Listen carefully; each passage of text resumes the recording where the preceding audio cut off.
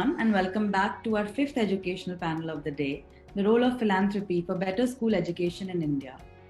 Following on from our last session where we heard about the digital transformation of education, this session we focus on another important facet of education, philanthropy.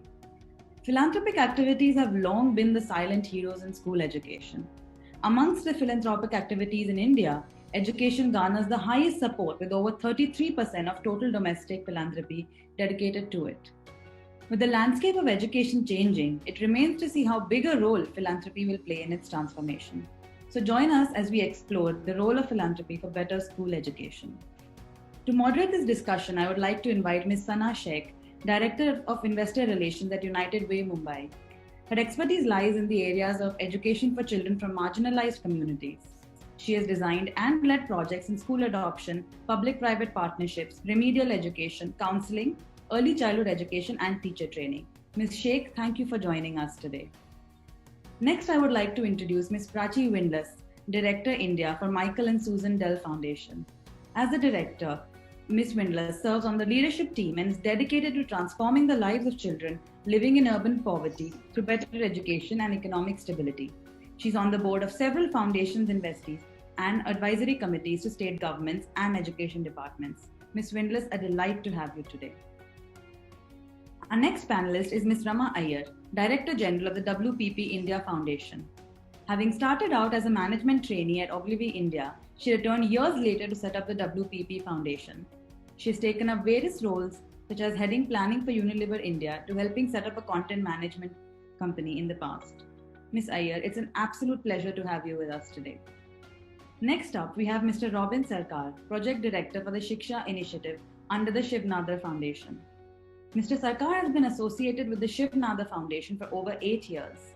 He's been an integral part of the Shiksha Initiative from the conceptualization stage and has successfully led it from the initial pilot stage to the current hyperscaling stage. Mr. Sarkar, thank you for joining us today. Next up, we have Ms. Prasanna Vadayar, CEO of Sikshana Foundation. He has been associated with the foundation since 2007 and started off his relations with Sikshana as a donor. He has led a team of passionate people to help design and scale the motivational program called Prerna within Sikshana and successfully transformed that program to the Karnataka State Education Department. Mr. Vadayar, it's an absolute pleasure to have you. For our final panelist, we have Mr. Saurabh Banerjee, Country Director for the Room to Read India, an international non-profit working in the areas of early grade literacy and girls' education. As head of the organization, he provides oversight at the country level and represents the organization with governments, donors, and other stakeholders. Mr. Banerjee, absolutely lovely to have you with us today. Before we begin, I would just like to remind all our attendees to please use the Q&A function to ask any questions to our panelists. Ms. Sheikh, over to you now. Thank you, Yamini. Good afternoon, everybody, and thank you for being here today. Our topic today is philanthropy and school education, and we're trying to see models and experiments that work across the country. And the panelists that we have today are at the helm of some of the most impressive programs that are going on, that are truly transforming the way school education happens in our country today. The backdrop against which all of this is done is fairly familiar to all of us. So we know that we have about 1.5 million schools in the country, and we're told that about 98% of habitations have a school within 1 kilometer radius of their residence. But we also know that enrollment and attendance are very different. Of the number of children who enroll, only about 64% of them eventually make it to secondary school, which leads us to question really what is the quality of education that we're delivering in our schools. And we're familiar with the numbers that we read every year, where about half the children in grade 5 can't read a grade 2 text. Our panelists are addressing a lot of these issues, and they have been doing so for many years. They work across the length and breadth of the country in urban as well as rural communities. They are training teachers, they are developing curriculum, they are leveraging technology, they are trying to make learning fun and meaningful for the children, and they are closely studying the kind of programs that work. So welcome to all of our panelists. And over today's conversation, I would love to draw upon your insights, your experiences. What are the key problems or the issues that keep you up at night when we think about school education? What are the models that you've seen working? And where do you feel philanthropy needs to invest for school education in the years to come? So I thought today we would start the conversation where all conversations seem to begin nowadays, with COVID. Prasanna, I know Sikshana has vast outreach in school programs, and the pandemic and the lockdowns must have thrown a lot of them out of gear. Tell us how you've had to pivot over these past few months and what you've done to ensure the children keep learning during this time. Yeah, thanks. So, getting to we when in the introduction I was talking about how our program has now reached all the schools in the state of Karnataka. So we are looking at about 48,000 schools, and so close to 2.7 million children. So now, and predominantly, our model has been designed to work in the school because we feel the teacher is very central to the learning process. And we have ensured that the classroom transaction is something that is something we need to work on and then improve in that space. And because of that, we have seen an improvement in learning outcomes across multiple schools over the last few years that we've been doing this. So now what happened was that with the uncertainty that started way back in March, where we couldn't finish our end line, the normal things that we would do. And starting from there, we knew that kind of was picking up, looking at other countries. We anticipated that some of the things that we have already designed to run in a classroom may not even start. And we were hoping that July, August could be a good time for it, all of this to end and we may start. So we had planned like for about 2 months or 3 months of the time, how do we engage the children? Because one thing we know that every time the academic year starts and we do a baseline, we see kids forgetting whatever they had learned the previous, just because of the 2 months gap. And so that's an issue that we try to address using summer camps. For example, in Karnataka, every school ran a summer camp for the last 2 years, so that it was fun summer camp, but little bit of learning is also there. So this ensured that there is a continuity. Now suddenly we are looking at not just 2 months gap, but potentially 4 or 5 or whatever. So then coming back into the new school year with so much of unlearning, that would be disastrous to the entire education system, at least in Karnataka. So we thought we will address that. And to do that, we quickly changed our methodology of the modules that was designed. We made it little bit more child-friendly, where learning can happen without a teacher in place. We put small videos around with WhatsApp and circulated among the parents using the teachers as a reference point in each school. And once the children get it, they practice, and there is a follow-up mechanism. Our team goes around and ensure that the children are able to do these small modules, and we encourage teachers to give us feedback on how the modules are getting used. So it's almost like Sikshana at home is what we call this program. So the learning has shifted to the home, and we cannot do all the subjects. We cannot do many things. We have decided that we will do one grade below, so that we don't have to get into this teaching business. Whatever they have learned in the previous academic year, we'll keep reinforcing on the same things, and then we allow children to practice. So this is one way we thought we can address, and this has really taken off really well right now in the state. You make it sound very easy, Prasanna. I'm sure it wasn't, and I'm sure it took mammoth effort and coordination to be able to do this in schools across the state. We all went into lockdown with such little preparation, and we assumed that children can just transition into these kind of virtual means of learning, but it isn't really the reality in so many cases. Robin, you work extensively in rural geographies. Tell us about how you envision learning to happen over the next few months in these kind of schools where there is really no access to internet, to data. How do you ensure work continues there? Yeah, I actually completely agree with Mr. Prasanna that, and I'm glad that he when he was saying something, I was completely relating to it, because currently the situation is like that we should not be concentrating on teaching, rather than we should be concentrating on connecting people or students with education. That is the major thing which is right now which we need to hit. So similarly, we as in the under the Shibata Foundation have also created, first and foremost, the most handy app was available was WhatsApp, and we created around 340 WhatsApp group with around 500 teachers in it, around 500 teachers and 7,000 families in it. And when I'm saying family, I'm assuming that because we cannot actually pinpoint how many students are getting benefited per mobile phone. So if you're saying that 7,000 families are having around 10,000 students who we are reaching out to, and similarly we're giving them content and giving them different kinds of content, maybe audio content, maybe some level of worksheet from a PDF or some audio video, those things just to make them stay connected to education part. But to address your question that how we plan to do this in a longer run, I think we need to change our basic delivery system to a blended learning system where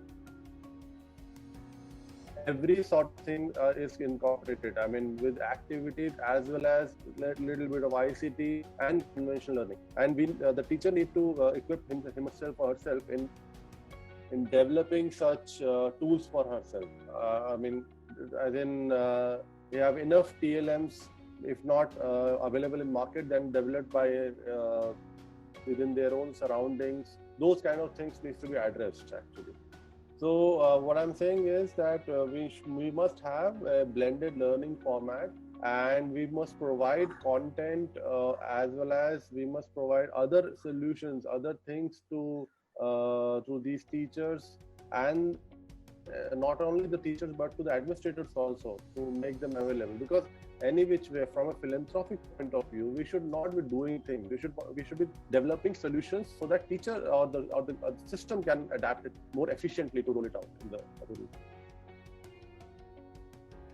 Yeah, I love what you said, Robin, about connecting children. Forget about the teaching for now and see if we can connect children to education, and to also recognize that this is a reality that is going to extend for far longer now.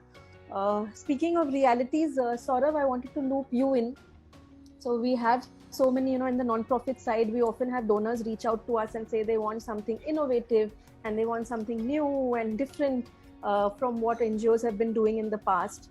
But Room to Read has such a successful model that constantly drives the focus back to the basics. Our children still cannot read, and many of them don't even have access to books that they would want to read. And you and Room to Read have been driving focus back to that and saying this truly is the reality that we are in right now. Talk to us about why you chose to do that. What is the problem that's keeping you awake at night?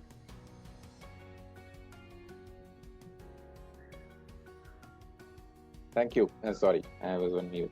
Yeah, you're right that Room to Read has been working on two critical points in a child's journey on education. So we work on early grade literacy or foundational literacy, which we believe is the foundation of any learning that happens thereafter. So if you don't get kids to know how to read and write, there's no way that they're going to learn anything thereafter. So and as we all know, the situation is pretty bad. I mean, more than 50% of the kids are actually not learning at the levels they're supposed to read and write. So that has been a critical point of our intervention. So what you do is essentially train teachers on how to teach reading and writing, especially to first generation learners, especially to children who do not have a preschool background.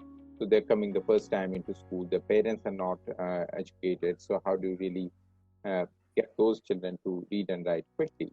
That's one part of it. And a significant component of that is a library or books. Because we believe that along with the reading skill, what you need is a habit of reading. So unless you develop a habit of reading early on, you would not really be interested to read more and kind of explore more on any subject. So the objective of our program is to develop both the skill of reading as well as the habit of reading, and that's what we call a comprehensive literacy approach. The other program that we have is with girls, and again the focus of that program is to ensure that girls do not leave education, they do not drop out. and continue to complete their education. As you know, like in India, if you look at the rural India, only 1 out of the 100 girls actually go on to college of those who enter. So that's a very poor statistic. And then we have, large societal barriers to education, girls' education, which kind of varies from girls getting married off early, they being drawn up for household chores, they're being trafficked, and all kinds of issues. So what our girls' education program does is from grade 6 to 12, we provide a structured life skill input to the girls. And the reason why we do life skill and not academic skills is, again, there's a lot of international literature which shows that life skills are critical to help a girl stand up against the barriers to her education and to complete her education. So even if a girl is not academically strong, if you have the correct life skills, she would be able to eventually decide what to do and how to do better. So that's the two critical areas that we work in. And just to circle back to your initial question, as you can understand, both these programs are like directly in the school with the girls kind of program. So when the pandemic hit, it was a big hit for us because then schools were closed. We lost all contacts with the children, with the teacher, with the girls. So obviously, like Prasanna said and like Robin mentioned, we also needed to pivot our programs. We need to quickly find out solutions which are more virtual in nature, so that we go and reach out to our beneficiaries. So what you did is we developed. So for example, the first thing we did is we digitized all our books. Because storybooks is something that children want, and in times of pandemic, that's such a big relief to have children, read colorful storybooks. So we kind of digitized all them, made them available to our children, to other children also who are not part of our program. We also created a lot of read aloud videos and audio. So even if you don't have internet connectivity, these are things which can be broadcast to radio and to television, where children read out stories and over radio, for example. So those things were done. And then we realized that still a lot of children are not receiving the distance mode of education. I mean, they obviously don't have a smartphone, but even access to television and radio were limited in some cases. So now what we are concentrating on is developing more offline materials which can be handed over to the student, which are kind of in a self-learning mode, so that the child can learn themselves. So a lot of worksheets, a lot of self-learning life skill materials, we're preparing that. And the idea is to eventually hand them over to the student if the schools do not work out, do not start immediately, so that the students can start working at home, and there's some bit of education continuity that we like to achieve. I love how most of you just say these things so matter of fact. We created a virtual library and we've made all of our resources available to the children online. These are mammoth projects which would have in any other circumstance taken us years to build. But I think it's the level of preparedness and focus for Room to Read that you've been able to translate your existing programs so quickly into this. Right. And in fact, for us, it was like a 2 years plan that we had for all this technological intervention, which we all had to kind of club it and kind of crash it to a 2 months initiative. So yeah, it was tough. People had to kind of work overnight to kind of get things done. Yeah. Rama, your approach has been slightly different. So while Room to Read has taken this one, few themes and taken them to scale, you've chosen to deep dive really. You studied the education landscape and you said of everything that the children need, we want to bring all of those inputs together. We're going to have 20, 25 interventions and stay with this group of children for an extended period of time. Tell us how you narrowed down on these. How did you develop this theory of change, and what are the interventions that you felt were most critical for philanthropic investments in school? Yeah, so I think, we had the advantage. This is one of those few times where starting late has actually benefited us. I think we were one of the last entrants to come into the CSR space. So the foundation has been set up in reaction to the CSR bill. So it's a single entity across the 54 group companies that we have. I think we knew from the onset that however large the foundation was, we would never be large enough to address the challenges of the entire country. So, so from the beginning, the way the WPV Foundation has been set up is that we will develop proof of concept, and then we will scale through partnerships. So, I think one of the things that we did a little differently is in the sector, we typically tend to measure inputs. Like I think, even if you look at COVID, I think a lot of the measures are really going in terms of how many PPEs are we putting out, how many people have we reached. So we work very closely with Professor at Harvard, who's Professor Vish, who's helped us build a theory of change, where we decided to start with what is the outcome or what is the change that we want to see. And we keep varying our inputs to see how quickly and efficiently can we get there. So the model that we have is, and Sana, I know we've talked about this, so I'm going to sort of shamelessly take something that a journalist has said, where it's about an inch wide and mile deep. But we work with about 20,000 children. And we handhold them all the way from the time they're about 11 years old to the time they're about 18. So pretty much from the time they enter secondary school to the time that we sort of skill them and then place them in jobs. So towards this, we've identified 3 big challenges. The first one, and I think we're all going through that right now. So if I listen to what Saurabh is saying or what Prasanna is saying, I think just basically retention or just holding on to the kids is, of course, become a bigger challenge now, post the pandemic. But our first challenge has been just retention. How do we hold on to the kids? And we know there's a lot of data which says that enrollment rates are high, but dropout rates are even higher. So a huge lot of our interventions go towards that. The second big challenge is just educational outcomes. How do we make sure the child who comes into school is learning effectively? And the third one is really in terms of job readiness. So for the first one, which is really in terms of saying how do we manage retention, our basic thing was if education is fun, if it's something that the child looks forward to, they will come to school, as opposed to telling them to come to school. So our first filter for all our interventions is it something that the child will look forward to and the child will want to come to school? So we know digital is hugely aspirational, so we lead with that. So our kids learn coding, they learn 3D design, they learn robotics. We find that on days that we intervene, the attendance is close to about 93 to 94%. Some of the other things that we do is our kids learn dance with Shamak Davar's group, they learn music with Fatado. So I think when they come into school and they start enjoying being in school, we find that their retention, not only in terms of school, but also in terms of what they take in, is a lot higher. So we do a lot of interventions which are fun towards retention. In terms of educational outcomes, it's hard educational outcomes that we look at. So we look at numeracy, we look at literacy, we do a lot of remedial work, or we do a lot of work with differently able children to make sure that they are age appropriate and grade appropriate learning, is something that they work towards.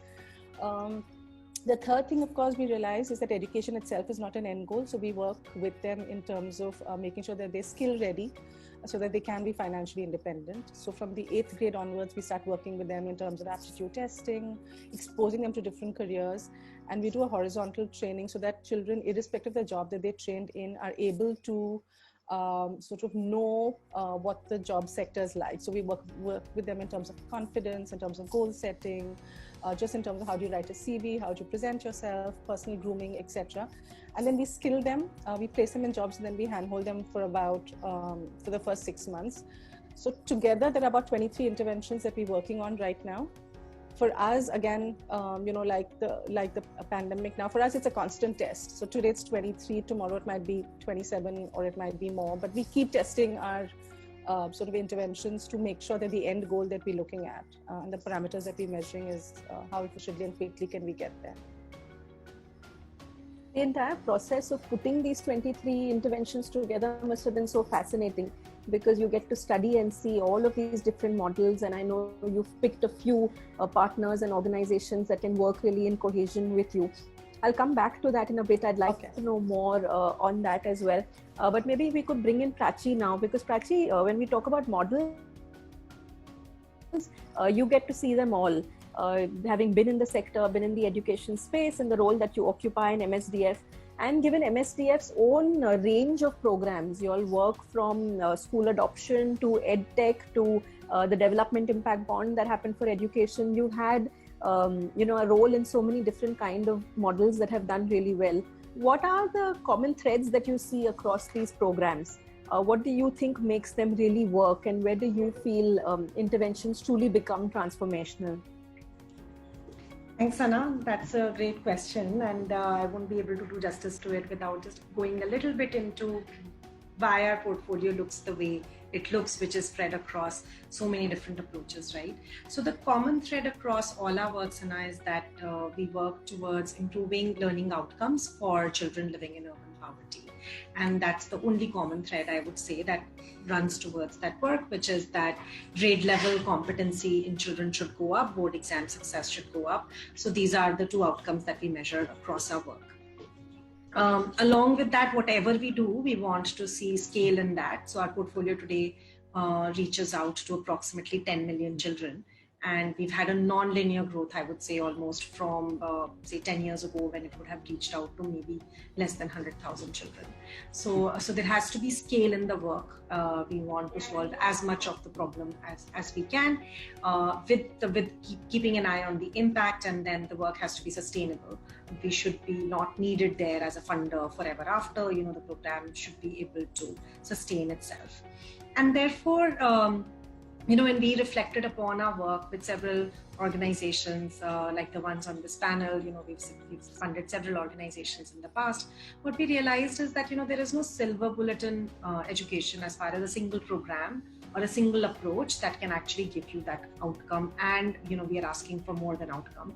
So today what we do is we have a portfolio which consists of, I would say, 3 verticals. The first one is innovation, where we largely invest in edtech companies. In the past, we have invested in several remedial programs, primary education programs, so on and so forth. And now we've been able to take them to a logical next step by mainstreaming them in the government education system, or by including them in structures like bonds. But we do feel that there is still a big gap in edtech in India. There is a big gap in secondary education in India. So a lot of the focus in the first innovation bucket is to fund, whether it is through grants or it is through equity, high quality edtech innovation in the country. And we funded organizations like Convergenius, Avanti, IMAX, several organizations through that fund. The second, which has become, and that's where our numbers now come from, is partnerships with the governments. We've been funding the state of Haryana, Himachal, and Rajasthan for more than 4 years now. And that has been another, I would say, the most transformative of our work, where we could bring to the table an approach which was just not about scaling a pilot, but transforming the government education system from bottoms up. So saying not just, these are good pedagogical models, or these are the good teaching learning practice which need to be brought into the schools, which is very much there, but also saying that there is a management gap in this system. And, how do we fix for all the administrative inefficiencies which exist in our government school systems, whether they are about simple information systems being present, right? Just having basic MIS, just running your payroll in a more efficient manner, just having, online system of transfer, giving access to data to teachers, or modern communication methods, right? Having access to email, WhatsApp groups, etc., etc. Just that completely changes the resilience of the system, the response time of the system, and that is one of the reasons why all 3 of the states where we work, I think we have one of the most deep COVID response in terms of connecting with the children. We had more than 10 percentage point improvement in board exam success in both Haryana and Himachal this year. Haryana in many ways is looked upon as the forerunner in education outcomes in India now. So this is where a lot of the work that we did through innovation, through grants, we were able to identify through good quality assessments, also got mainstreamed. So Haryana today uses a pedagogy which was developed by SARD, which is a Delhi-based NGO, with whom we had worked for several years, seen that their model works and could take it there. And the third area of work which we want to grow more and more, in fact, I'm speaking at the conference, moderating a panel on that topic later this evening, is around pay for performance models, and saying that, these are the outcomes that we want, and let's get more and more of us aligned towards common outcome definitions and getting more of us funding and supporting models that are working and are ready to be scaled in that area. And development impact bond from that sense was developed with that objective. You spoke about some of your partners, Prachi, and I know Prasanna is here, and Prasanna was speaking to me earlier about what a huge difference Dell support made in the work that Sikshana does. Prasanna, as a non-profit organization leader, what is it that you would look at from a funder or from a philanthropic investor? What is it that they can do that can make your programs or non-profit programs real game changers? Yeah, so basically, when I come from, like you said earlier, I come from a donor background. When I was funding as part of Asha for Education or Pragati, which I co-founded in US, we were funding a lot of organizations doing small programs in 1 school, 5 schools, and things like that. But when I took over Sikshana and started scaling, one thing I realized: no matter how good your program is, the pilot is a very small pilot. The government will not take notice of what you're doing. So we were at about 400 schools, I think, when MSDF came and funded an entire district in North Karnataka called Dharwad. So when we did that, within 2 years, the commissioner paid a visit to that place to see, even though it is quite far for him to drive from Bangalore. So he spent 1 full day in our schools, and then he started becoming our champion within the Karnataka education department, which led to eventually in 2017, we went up statewide. So I think the role that, while like Prachi was talking about how they have identified certain, specific, not just in terms of the impact only, because the impact has to go beyond just the classroom. It has to be the entire ecosystem, because otherwise it won't sustain. Like, for example, when we scaled up Prerana statewide, we realized that we also gave the government an app to manage all the 48,000 schools. Now, a lot of data flows, but the cluster resource persons, who are the people who actually the conduit between the department backend and the school and manage about 20-25 schools, that data passes through them. What are they doing with that data? How do you, so we did like 4,000 of such people 2-day data management training, because unless that capacity is improved, we really cannot do much, right? Or they cannot do much with all this data. So basically about looking at that entire ecosystem and bringing that systemic change. Like now we are out of this completely. Prerana is run by the government, they run it, it's completely their app, the whole thing is done. And now we are taking this to like places like Andhra and Maharashtra is interested, wherever other states are interested, we're able to take this model to them. So basically in Karnataka itself, we are on the way to Prerana 2.0 now, something new to add to that. So basically that, again, we had learned the lesson already. Prerana 2.0 started with a pilot in 2 districts. When we say pilot, now we are looking at 1,400 schools as a pilot, because that's when the government will start noticing. And within 1.5 years now, the government is seriously looking at scaling even these Prerana 2.0 also statewide now. I think the philanthropy at this point, I feel that once something is identified, has a potential to scale, it has piloted in a substantial scale. And I think, I thank Prachi and MSDF here, because that really propelled us in a big way in Karnataka. Thanks, Prasanna, and many congratulations for all those successes also. Thank you, Prachi. The scale and also the length of the partnership. A donor that is willing to stay with you through the challenges, through the failures as well, and really help you learn, fail fast and grow. That makes this huge difference. Rama, you represent the other side of the conversation, where you're from the foundation, and I know you work with non-profit organizations that are fairly large, well established, have tried and tested models, roll them out across scale, and now you come as a donor, as a philanthropist, with your own vision for what this program needs to be and how you want all of these partners to work together. I'm sure there is a learning curve and there is some adjustment time that is required for everybody to do this. What would you advise? What are these top 3 ingredients to make such a partnership work? I really wish there was a secret formula, but I don't think it's that easy. I think in our case, basically, because the way our model is, we are built to work, through partnerships. So we need the partnerships to work as much as our partners need it to work. So I think that's the first thing, that both of us need to make it work equally hard. And I think we both need for it to succeed, for both of us to do well. That's the first thing. Purely on technical skills, so we do work with KPMG. We do a very strong diligence process. That's purely in terms of skill sets, and I think that's a 3-stage process that we go through just to make sure that the outcomes that we're looking at, because we have such tightly defined outcomes, are something that the partner will be able to work towards. But I think other than that, there are two sort of specific things that work for us. This is also something that we've come to through trial and error. The first one is, just in terms of making sure that that we really clear on the roles and there's an alignment on the vision. I know it sounds very cliched, but to give you an example, our digital programs we're scaling up. We have a partnership with Niti Aayog. There's a very clear understanding that the maker space that we pilot, the learnings and the success of it will be scaled up by Niti Aayog with the other corporates that they work with. So it's a very clear role definition. We clearly know what we're working towards, and we also know what is the role that Niti Aayog has in this entire partnership.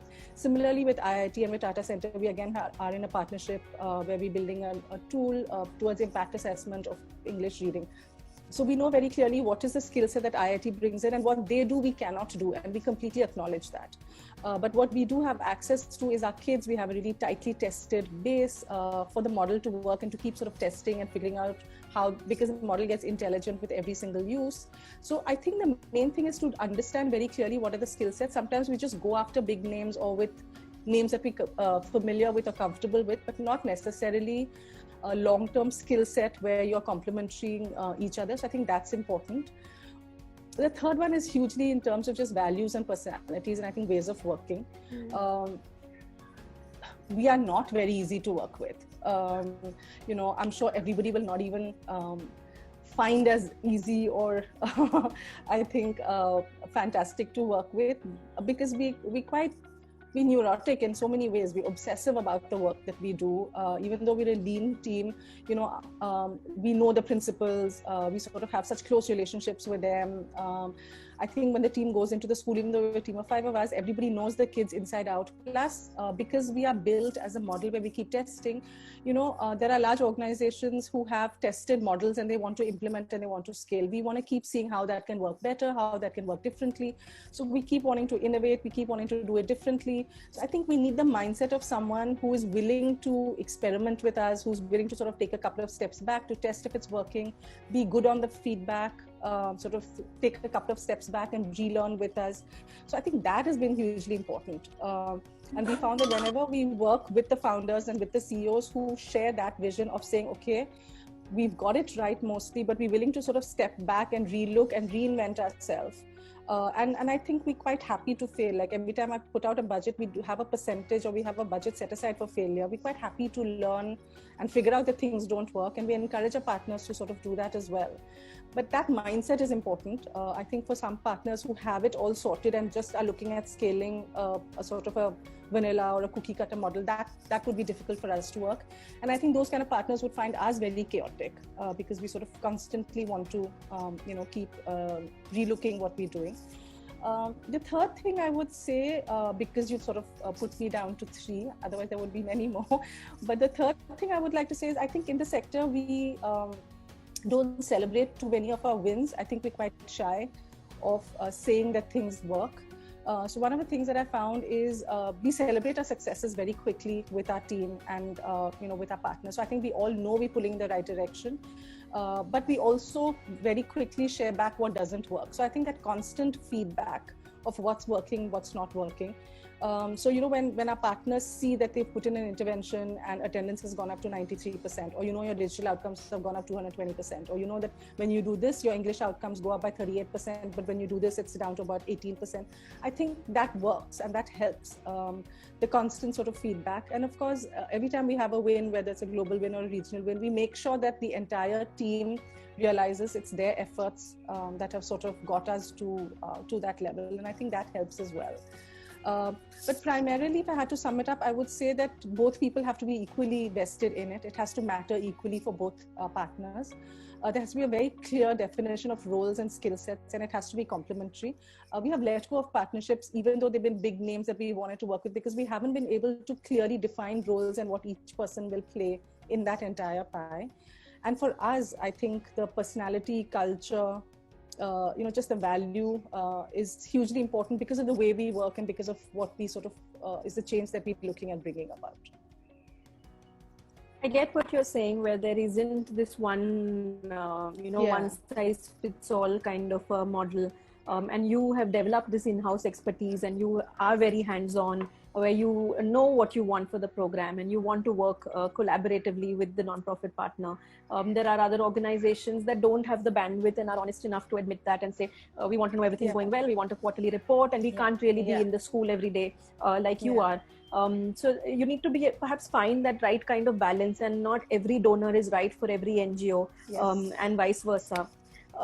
Robin, since we're talking about partnerships, you work extensively with the government, and you've managed to make those partnerships work. We were hearing in some of the earlier panels today that irrespective of how big the non-profit in our program, we won't even be as big as the program of the smallest state government unless we manage to work in collaboration with them. What is it that you've done that makes these government partnerships work? Yeah, we believe in one philosophy, that the biggest philanthropist is the government actually. And how we, whenever at the source of creating any program, how we conceptualize it, that we are not doing it to increase the numbers in which we reach. Rather, we are making a source code which government can adapt. So whenever we are creating a program, whenever there is an ICT based intervention is created, all of them completely align with the existing system of the government, including, for example, our elementary education, where we are into grade 1 and grade 2 and enhancing the education standard of grade 1, grade 2 in rural area. Now we are using the same diet network where teachers are getting trained. We are using the same teacher who already are there in the system, as well as we are using the same monitoring system also, which is parallel to, which is completely coincide with government system. So they wants to adapt it, and then they can do it seamlessly. For example, in last year, what happened? There are a couple of district magistrates reached out to us at Shrimara Foundation and said that we are ready to replicate your model into our system, just because we are completely have each point connecting them, their network, their system, their administration. It was very easy for them to replicate it within the system. So this is what we have learned, that do not create a parallel universe. If you say that in Hindi, in couple of training, आज के बाद आपको इस तरह से पढ़ाना है. Don't do that. Rather, just to enhance in the education system, or just to enhance the existing system to deliver more or to give more effective results. That is the key, to get that replicated within the administrative system. Plus, of course, political will is also one of the things which we have to constantly work upon. You need to work with the government, make them understand where, sometime as a consultant or sometime as something which you are there to show them that this is bringing this kind of solutions. Complete research, excuse me, parallel research. We have done research by IIM Lucknow and presented those research to the government. Believe us not just on our word, but at the third party validation is also there. So these are a couple of things which we have to constantly do and keep on doing in order to make a replicable, scalable project, and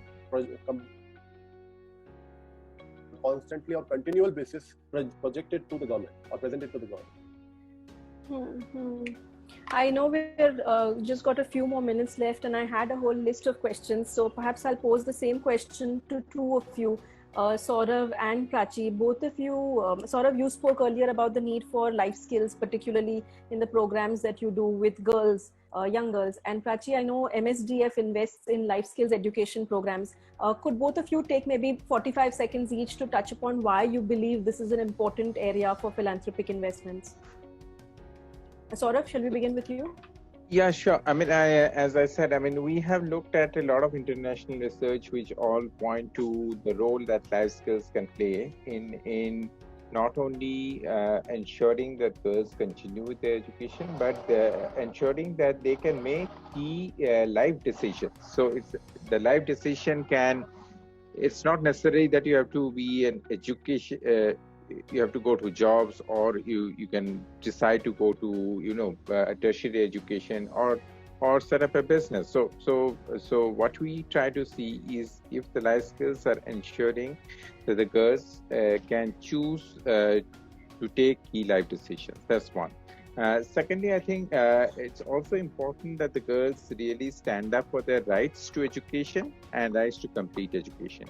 So again, life skills plays a very important role there in ensuring that happens. So these two, I think, are key reasons why we decided to focus on life skills rather than academic skills with the girls. And the third thing that we also ensure that our life skills module is it has a very strong focus on gender equality, because we again feel that gender equality is one thing which gets